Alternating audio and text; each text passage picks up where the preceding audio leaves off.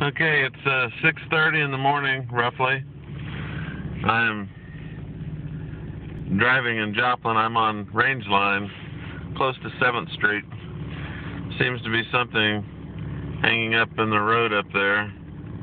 They've got the road scraped off down to something that's kind of slick but still has traction. It's cold outside. I'm not sure how cold. It's 5 degrees. So we got a warm, balmy 5 degrees Fahrenheit. It's not bad. Okay, traffic's starting to move.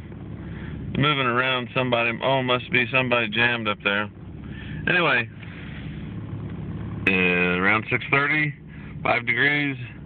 Took Jermaine to work and just trying to drive home.